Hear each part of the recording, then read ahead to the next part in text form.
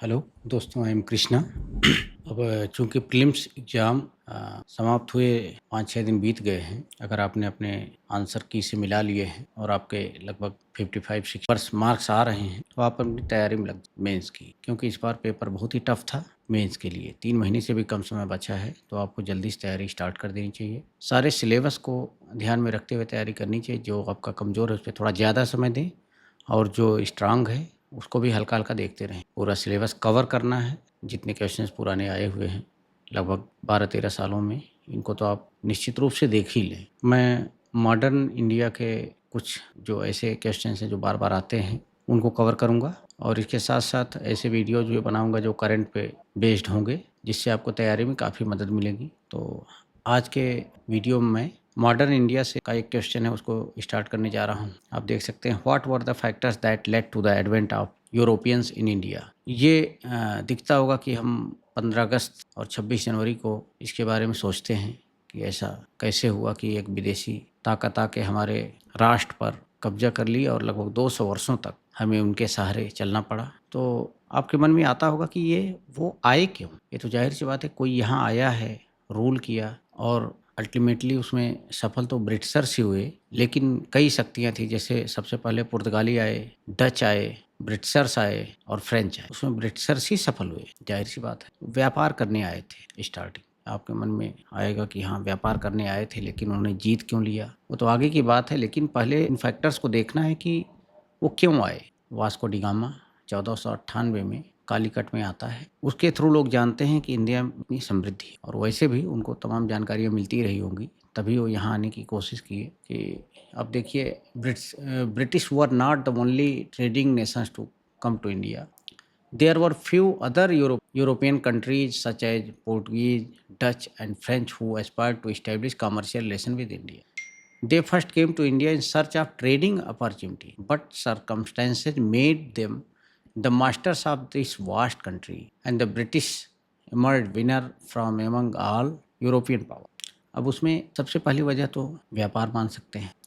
दूसरा ये है कि इंडिया की जो वास्ट वेल्थ थी वो उन्हें अट्रैक्ट करती थी। आज तो ग्लोबल जीडीपी का केवल 4% ही लगभग इंडिया में है, लेकिन तब एक चौथाई था, एक बहुत ज़्यादा। जैसे आज हमें यूएस आकर्षित करता है, चाइना के कुछ शहर आकर्षित करते हैं, सिंगापुर आकर्षित करता है, ताइवान। उसी तरह से तब इंडिया लोगों को अट्रैक्ट करता था। केवल बंगाल ही ग्लोबल जीडीपी का 12% था। आप सोचिए, बाद में क्वेश्चन आएगा कि बंगाल को अंग्रेज जीत पाए, इसीलिए पूरी इंडिया को जीत, क्योंकि आर्थिक मजबूती ही उनकी सैन्य मजबूती में और अन्य चीज़ों में सहायक बनी। कभी भी आज भी आप देखते हैं, कहीं भी लोग जाते हैं, आज के तमाम देशों के नेता एक दूसरे देशों में भ्रमण करते हैं, वो आर्थिक वजहों से ही ज़्यादा कर। वार भी होता है, वो भी आर्थिक वजहों से। तो ये आज की बात नहीं है, स्टार्टिंग से। तो इंडिया की जो वास्ट वेल्थ थी, जो मार्को पोलो और कुछ अन्य सोर्सों से वो सुनते थे, उसकी वजह से अट्रैक्ट हुए। दूसरा, इंडियन कमोडिटीज़ की बहुत ज़्यादा डिमांड, जैसे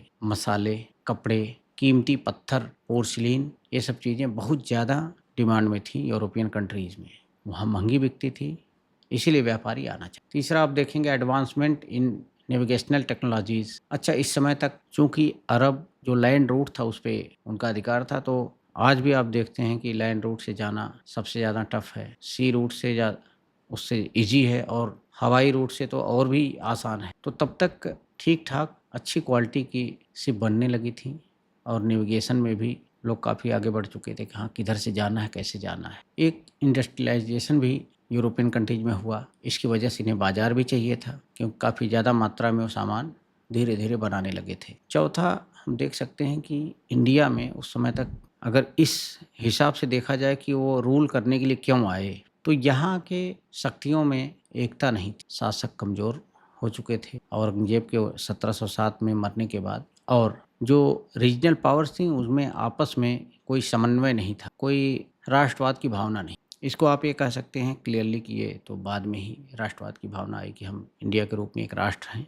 बहुत पहले राष्ट्रीय भावना अशोक के समय में हुई थी तो अलग बात है, लेकिन बाद में पूर्व मध्यकाल में ऐसे हालात हुए कि लगभग पूरा भारत कई टुकड़ों में बँट गए। तो ये कारण है। अगर आप इतना यूपीएससी में लिखेंगे तो इससे ज़्यादा डिमांड भी नहीं है, न तो इससे ज़्यादा लिख पाएंगे एक क्वेश्चन में, और इतना लिख देंगे तो आपको ठीक ठाक नंबर मिलेंगे।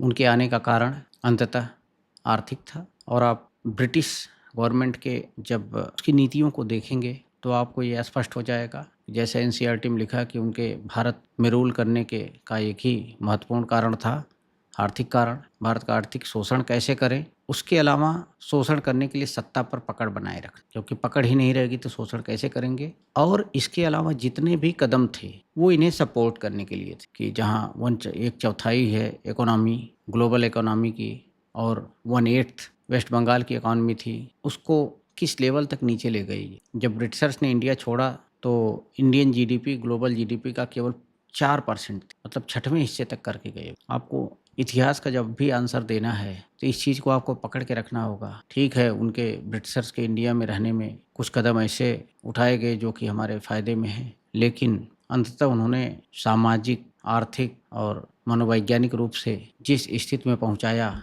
देश को इससे निकलने में बहुत ज़्यादा समय लगे। हम आगे और भी क्वेश्चंस में डिटेल में डिस्कस करेंगे। तो मॉडर्न इंडिया के क्वेश्चंस को जब भी आप सॉल्व करेंगे उसमें आपको ठीक अच्छे मार्क्स आएंगे।